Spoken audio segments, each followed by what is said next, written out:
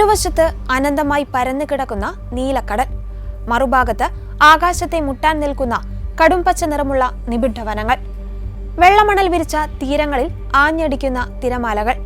ഒറ്റനോട്ടത്തിൽ ഭൂമിയിലെ ഏറ്റവും മനോഹരമായ ഒരു പറുദീസയെന്ന് തോന്നാം. എന്നാൽ പച്ചപ്പിനുള്ളിൽ ഒളിഞ്ഞിരിക്കുന്നത് ആധുനിക മനുഷ്യന് ഇന്നും ചുരുളഴിക്കുവാൻ കഴിയാത്ത ഒരു വലിയ രഹസ്യമാണ്. ഒപ്പം മരണത്തിന്റെ അമ്പുകളേന്തിയ ഒരു കൂട്ടം മനുഷ്യരും.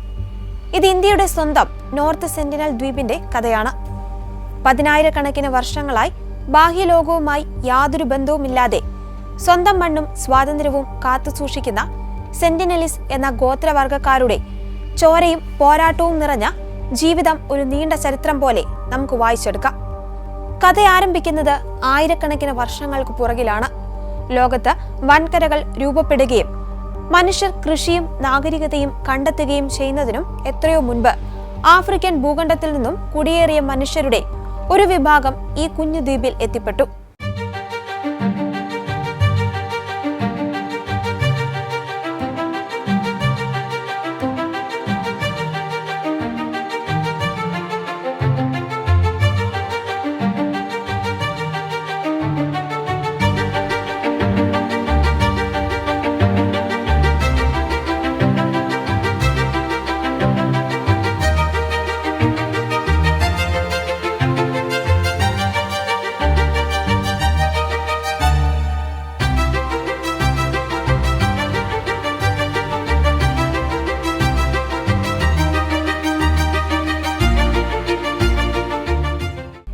ഏതാണ്ട് 60 ചതുരശ്ര കിലോമീറ്റർ മാത്രം വിസ്തീർണമുള്ള മാൻഹട്ടൻ നഗരത്തിന്റെ അത്രമാത്രം വലിപ്പമുള്ള ഒരു ദ്വീപ്.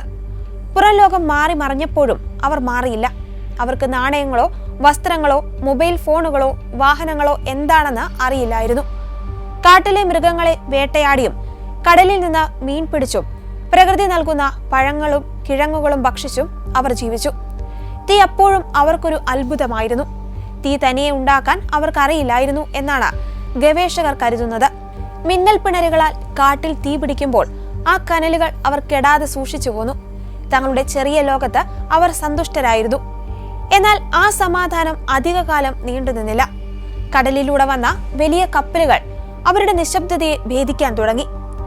വർഷം 1867. ഇന്ത്യ ഭരിച്ചിരുന്നത് അന്ന് ബ്രിട്ടീഷുകാരാണ്. ആ വർഷത്തെ ഒരു തണുത്ത രാത്രിയിൽ നിനവെ എന്ന ഒരു വലിയ ഇന്ത്യൻ ചരക്കു കപ്പൽ നോർത്ത് സെന്റിനൽ ദ്വീപിനടുത്തുള്ള പവിഴപ്പുറ്റുകളിൽ ഇടിച്ചു തകർന്നു. കപ്പലിലുണ്ടായിരുന്ന 106 യാത്രികരും ജീവനക്കാരും എങ്ങനെയൊക്കെയോ നീന്തി നോർത്ത് സെന്റിനലിന്റെ തീരത്തെത്തി. തങ്ങളുടെ മണ്ണിലേക്ക് അനുവാദമില്ലാതെ കയറി വന്ന ആ അന്യഗ്രഹ ജീവികളെ പോലെയുള്ള മനുഷ്യരെ കണ്ട് സെന്റിനലുകൾ ഞെട്ടി.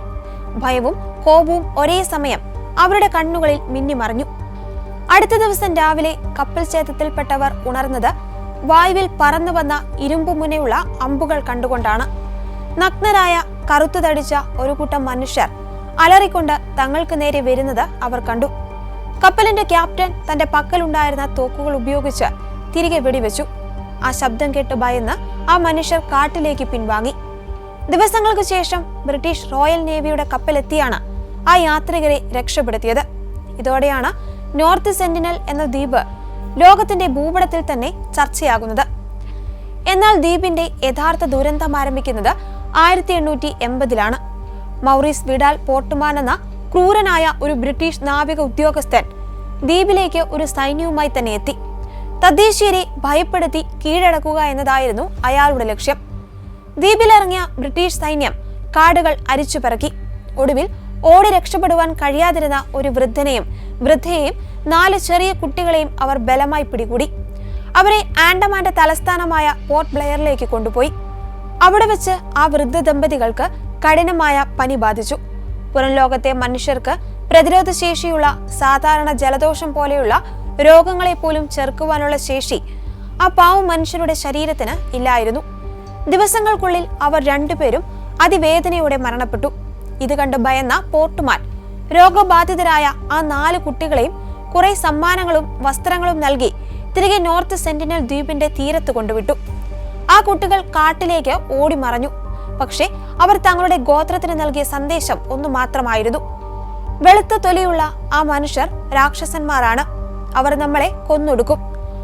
അന്നു മുതൽ ഇന്നുവരെ പുറത്തുനിന്ന് വരുന്ന ആരെയും കൊന്നു കളയുക എന്നത് അവരുടെ അതിജീവനത്തിന്റെ ഭാഗമായി മാറി. 1947 ഇന്ത്യക്ക് സ്വാതന്ത്ര്യം ലഭിച്ചപ്പോൾ ആൻഡമാൻ നിക്കോബാർ ദ്വീപുകളുടെ ഭാഗമായി നോർത്ത് സെന്റിനലും ഇന്ത്യൻ ഭൂപ്രദേശമായി പ്രഖ്യാപിക്കപ്പെട്ടു. എന്നാൽ ഇന്ത്യൻ സർക്കാർ അവരെ ഉപദ്രവിക്കുവാനോ അവരുടെ സംസ്കാരം മാറ്റുവാനോ ആഗ്രഹിച്ചില്ല. പകരം അവരുമായി ഒരു സൗഹൃദമുണ്ടാക്കുവാൻ ശ്രമിച്ചു.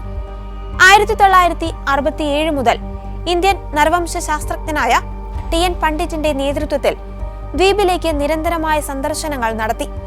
എന്നാൽ അവർ ദ്വീപിൽ കാലുകുത്തിയില്ല. ബോട്ടുകളിൽ ദൂരെ മാറി നിന്ന് ദ്വീപുവാസികൾക്ക് ഇഷ്ടമുള്ള സമ്മാനങ്ങൾ വെള്ളത്തിലേക്ക് എറിഞ്ഞു നൽകി. ആയിരക്കണക്കിന് തേങ്ങകൾ, ചുവന്ന പ്ലാസ്റ്റിക് ബക്കറ്റുകൾ, ജീവനുള്ള പന്നികൾ, ഇരുമ്പ് കഷ്ണങ്ങൾ എന്നിവയായിരുന്നു സമ്മാനങ്ങൾ. സെന്റിനലുകൾക്ക് തേങ്ങ വളരെ ഇഷ്ടമായിരുന്നു. കാരണം അവരുടെ ദ്വീപിൽ തെങ്ങുകളില്ലായിരുന്നു. അവർ വെള്ളത്തിലേക്ക് നീന്തി വന്ന് തേങ്ങകൾ എടുത്തുകൊണ്ടുപോയി. പന്നികളെ അവർ കൊന്നു മണ്ണിൽ കുഴിച്ചു മൂടി. ചുവന്ന ബക്കറ്റുകൾ അവർക്ക് വലിയ അത്ഭുതമായിരുന്നു. എന്നാൽ പച്ച ബക്കറ്റുകൾ അവർ ദേഷ്യത്തോടെ ദൂരത്തേക്ക് എറിഞ്ഞു കളഞ്ഞു. ഈ സന്ദർശനങ്ങളിൽ ഉടനീളം അമ്പുകൾ എയ്യുവാനും വില്ലുകുലുക്കി ആക്രോശിക്കുവാനും അവർ മറന്നില്ല. ഒരു പരിധിയിൽ കൂടുതൽ ബോട്ടുകൾ അടുത്തേക്ക് ചെന്നാൽ അവർ ആക്രമിക്കുമായിരുന്നു. എന്നാൽ ചരിത്രം തിരുത്തിയെഴുതിയത് 1991 ജനുവരി 4 നോർത്ത് സെന്റിനലിന്റെ ചരിത്രത്തിലെ ഏറ്റവും സമാധാനപരമായ ദിവസമായിരുന്നു അത്. ഇന്ത്യൻ നരവംശ ശാസ്ത്ര സംഘം വീണ്ടും ദ്വീപിനടുത്തെത്തി. ഇത്തവണ ആ സംഘത്തിൽ ഒരു സ്ത്രീ ഉണ്ടായിരുന്നു, ഡോക്ടർ മധുമല ചതോപാധ്യായ. ബോട്ടിൽ നിന്നും അവർ തേങ്ങകൾ വെള്ളത്തിലേക്ക് എറിഞ്ഞുകൊടുത്തു. സാധാരണയായി പുരുഷന്മാരെ കാണുമ്പോൾ അക്രമകാരികളാകുന്ന സെന്റിനലുകൾ ഇത്തവണ ബോട്ടിൽ ഒരു സ്ത്രീയെ കണ്ട് ശാന്തരായി. സ്ത്രീകളും കുട്ടികളും ഉൾപ്പെടെയുള്ള വലിയൊരു സംഘം സെന്റിനലുകൾ തീരത്തേക്ക് ഓടിയെത്തി. ഒരു യുവാവ് വെള്ളത്തിലേക്ക് നീന്തി വന്ന ഡോക്ടർ മധുമലയുടെ കയ്യിൽ നിന്നും നേരിട്ട് തേങ്ങ വാങ്ങി. ചരിത്രത്തിൽ ആദ്യമായി ഒരാധുനിക മനുഷ്യൻ ഒരു സെന്റിനലിനെ തൊട്ട നിമിഷമായിരുന്നു അത്. അടുത്ത മാസവും മധുമലയുടെ സംഘം അവിടെ എത്തി. ഇത്തവണ കൂടുതൽ സൗഹൃദത്തോടെ അവർ പെരുമാറി. സെന്റിനലുകൾ ബോട്ടിൽ കയറുവാൻ പോലും ശ്രമിച്ചു. എന്നാൽ ഈ സമ്പർക്കം വലിയൊരു അപകടത്തിന്റെ തുടക്കമാകുമെന്ന് ഇന്ത്യൻ അധികാരികൾ തിരിച്ചറിഞ്ഞു. പുറം ലോകത്തെ ഒരു ചെറിയ ജലദോഷം പോലും ആ ഗോത്രത്തെ മുഴുവൻ തുടച്ചു നീക്കുവാൻ പര്യാപ്തമായിരുന്നു. അതുകൊണ്ട് തന്നെ 1990കളുടെ അവസാനത്തോടെ ഇത്തരം എല്ലാ സമ്പർക്ക ശ്രമങ്ങളും ഇന്ത്യൻ സർക്കാർ അവസാനിപ്പിച്ചു. 2004 ഡിസംബർ 26 ഏഷ്യ മുഴുവൻ പിടിച്ചുകുലുക്കിയ ഭീകരമായ സുനാമി ദുരന്തം ആൻഡമാൻ ദ്വീപുകളിലും ആഞ്ഞടിച്ചു. നോർത്ത് സെന്റിനൽ ദ്വീപ് പൂർണ്ണമായും കടലെടുത്തു പോയിട്ടുണ്ടാകും എന്ന് ലോകം കരുതി. ആ പാവം മനുഷ്യർ ജീവനോടെ ഉണ്ടോ എന്നറിയാൻ ഇന്ത്യൻ കോസ്റ്റ് ഗാർഡിന്റെ ഒരു ഹെലികോപ്റ്റർ ദ്വീപിന് മുകളിലെത്തി. ഹെലികോപ്റ്റർ താഴേക്ക് പറന്നപ്പോൾ കാട്ടിൽ നിന്നും തീരത്തേക്ക് ഓടിവന്ന ഒരു സെന്റിനൽ യുവാവ് ഹെലികോപ്റ്ററിന് നേരെ അമ്പു തൊടുത്ത് നിൽക്കുന്ന കാഴ്ചയാണ് പൈലറ്റ് കണ്ടത്. ഭൂമിയുടെ അടിയൊഴുക്കുകളും പ്രകൃതിയുടെ മാറ്റങ്ങളും മുൻകൂട്ടി അറിയുവാൻ കഴിഞ്ഞ ആ മനുഷ്യർ സുനാമി വരുന്നതിന് മുൻപ് തന്നെ ദ്വീപിന്റെ ഏറ്റവും ഉയർന്ന കുന്നുകളിലേക്ക് ഓടിക്കയറി രക്ഷപ്പെട്ടിരുന്നു. ഞങ്ങൾക്ക് നിങ്ങളുടെ സഹായം ആവശ്യമില്ല, ഞങ്ങളെ ഞങ്ങളുടെ വഴിക്ക് വിടൂ എന്ന പ്രഖ്യാപനമായിരുന്നു ആ അമ്പ്.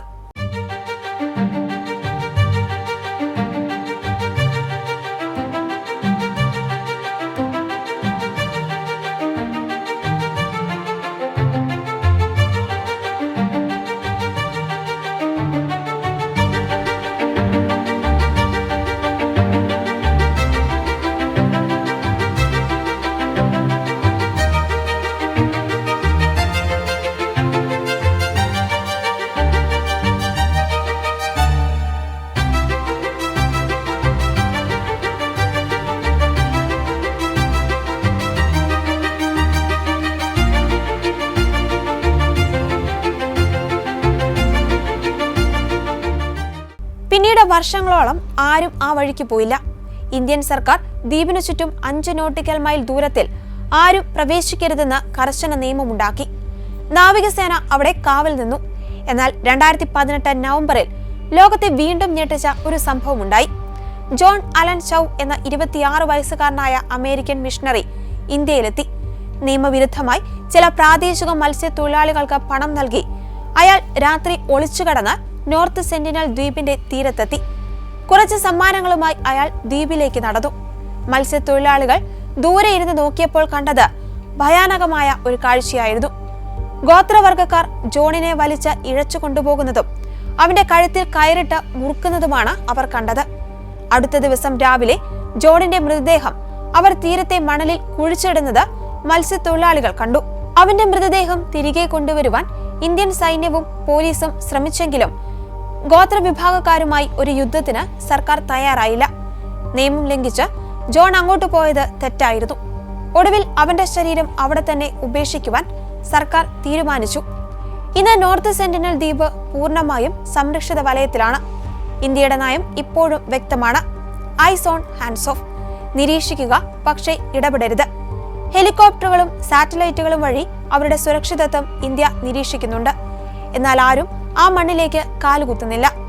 ഏകദേശം 50-നും 150-നും ഇടയിൽ മാത്രം ആളുകൾ അവശേഷിക്കുന്ന ആ കുഞ്ഞു ഗോത്രം തങ്ങളുടെ മുൻകോപവും അമ്പുകളും കൊണ്ട് യഥാർത്ഥത്തിൽ സംരക്ഷിക്കുന്നത് സ്വന്തം ജീവനെയാണ്. ആധുനിക മനുഷ്യന്റെ വന്യമായ കടന്നുകയറ്റങ്ങളിൽ നിന്നും പ്രകൃതി മലിനീകരണത്തിൽ നിന്നും ഒഴിഞ്ഞുമാറി ഇന്നും വസ്ത്രമില്ലാതെ പ്രകൃതിയോട് ഇണങ്ങി ജീവിക്കുന്ന ആ മനുഷ്യർ നോർത്ത് സെന്റിനൽ ദ്വീപിനെ ഭൂമിയിലെ അവസാനത്തെ നിഗൂഢ കോണാക്കി മാറ്റുന്നു.